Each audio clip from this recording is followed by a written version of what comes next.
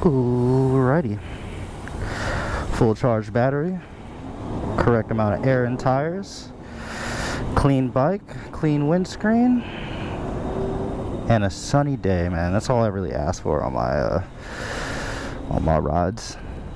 But guess what, y'all? I am back. I'm back and I'm black. You already knew I was black, but I'm back nonetheless. Yeah. Where have I been, you ask? What have I been doing? Did I die? No, obviously not. I'll never die. All these and more coming right at you on the Motomar Show. Tune in.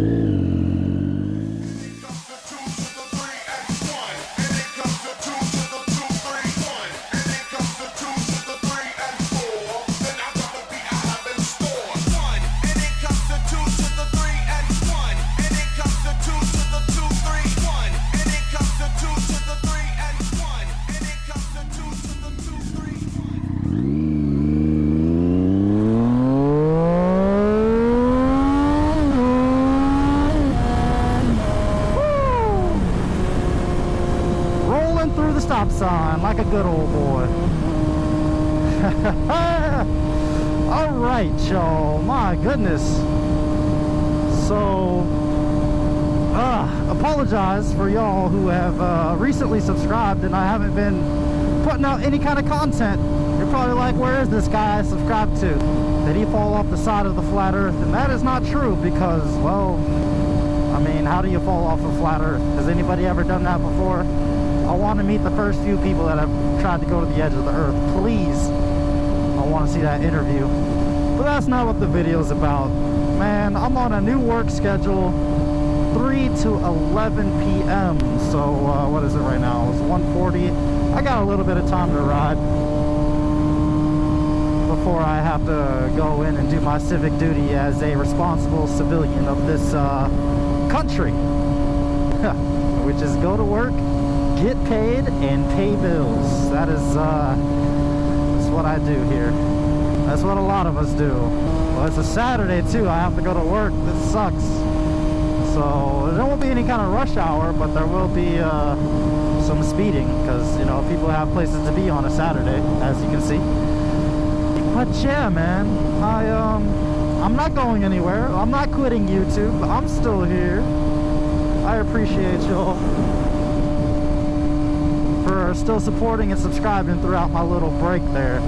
But I'm basically a nocturnal person now.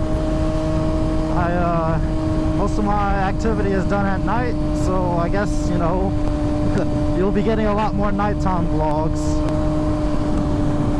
Fuck you looking at, boy? Your ugly ass Volkswagen. No offense to any of my subscribers that own a Volkswagen, but this shit is just dirty. A lot of crazy shit has been going around in my community too.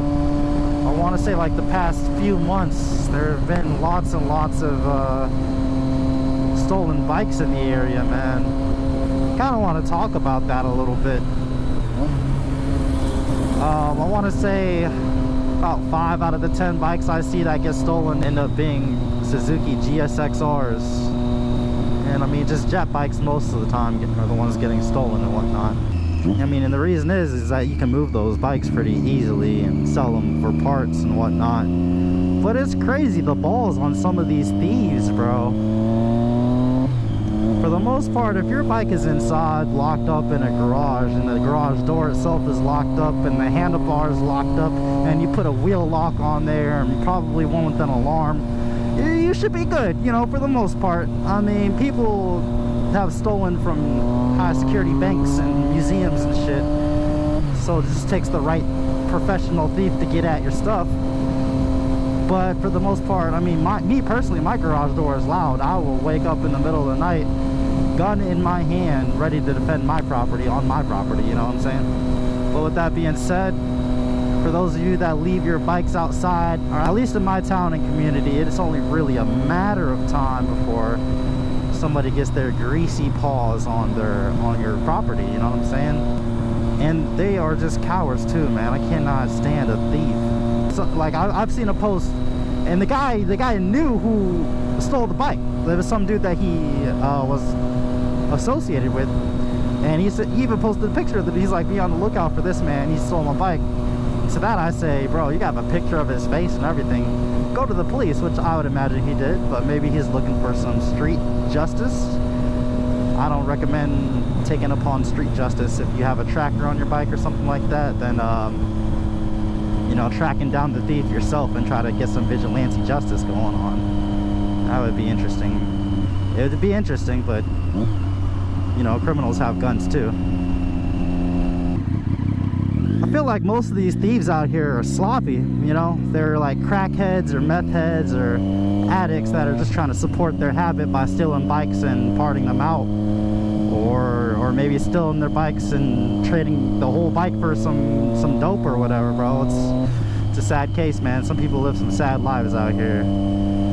Either they go to Walmart and shoplift, or they'll go find a bike that's left out in the open and take that shit. Which I say to the police around here, why don't we just go ahead and start up some bait bikes and shit, you know what I'm saying?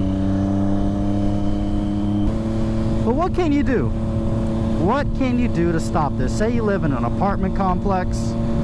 Say your house does not have a garage. Say you don't have the opportunity to live in a gated community, or you know, something that's protected from outside unwanted people, you know. What can you do? I'll tell you what though, whenever I get around to buying my own house, it is definitely going to have a garage. You know, I want my own place to be able to work on my bike in addition to keeping it safe. So that's just me personally. But sometimes you can't always have that situation. You know, maybe your credit isn't the best where you can own a house or rent a house. You have to stick with an apartment, or you have to find a roommate, you know what I'm saying? So what can you do in a situation like that? Well, it is perfectly fine, if you can't afford it, to go ahead and get a storage unit, right? So storage units can be like 50 bucks a month, 40 bucks a month, you know, and get one that's like climate controlled, and it's basically like a detached garage. That's, you know, something that you probably have to deal with the inconvenience of driving to anytime you want to get your bike, but knowing that it would be there, and if you had insurance on that storage unit, or especially get insurance on your bike, that everything would be covered from thieves, no matter what. Even if they do take it, get insurance, guys. So it's really just common sense, man. Even if you put your bike between two cars, you park it in a hidden area, if it's there every day at around the same time, people are gonna, trust me, people, and at least in my city, are gonna have their eyes on it, man. There's no getting around it. A little bit of freeway action here. And this is my baby, bro. I keep full coverage insurance on this. Theft coverage, all that good stuff. Gap insurance, I'm covered. It might be a little expensive right now, but trust me, in the long run, if I need to, I am covered for anything. Anything, bro. Got a volcano that wants to swallow up my bike, I'm good. And here lately, it's not even the fact that it's just bikes being stolen, it's also cars, dude. Somebody in North Carolina, they stole a whole entire racing setup. The guy had a lifted truck that was towing a trailer. Inside the trailer was his race car, bro. He had like a drag strip, what was it, like a Pontiac, like an old Pontiac or something, but this shit was nice, bro. Like the motor work and everything, man. Dude, people are so disrespectful, I swear, bro. Be careful who you trust too. Like if you're selling your bike, as far as like, what do you call it, a test drive or whatever, make sure they give you the cash first, man. Somebody had their bike stolen like that before too, where the guy was going to be test riding his bike, the guy that he was buying it from, and guess what, he never came back. And what's funny, what's crazy about that, right, that specific story, the dude was test riding the bike. So he test rode the bike, never came back, stole that shit, drove it to Georgia to a car dealership, right? Said, yeah, man, I got this bike right here. I'm about to trade it in. Let me know how much you guys would take it for. So he left the stolen bike on their property while he went to go test drive a car. test drove the car, and never came back with the car, dude. So he traded a stolen bike to steal a car. And the dealership ended up contacting the person back over here and said, hey man, I think this is your bike over here. It was stolen. I gotta make this exit. Don't want to be a dick though. Alright, let me slow down before I get any cops on my tail here. So he trades his stolen bike for a car that he ends up stealing once it's off the lot, and he never comes back. Person back home gets his bike. Dude, people cannot drive. So thankful for the bike owner, he got his bike back, and it wasn't even, you know, messed up in any kind of way that I remember from reading the story. And now they're still looking for this guy, and he's got a car that's probably parted out or sold or whatever he did to freaking keep on moving. And there were some real low lives out there, man. That is just a fact. And just to throw this out there, man, thank you guys again. 1,060 or so subscribers. Either you do or don't watch my stuff, but if you click that button, that means you're helping the channel. You didn't have to click that button. You didn't have to put your pointer over there. That's fine. You may have been here just for the car crash, just for the bike crash. That's fine. I still got one more to show you guys on the bike crashes.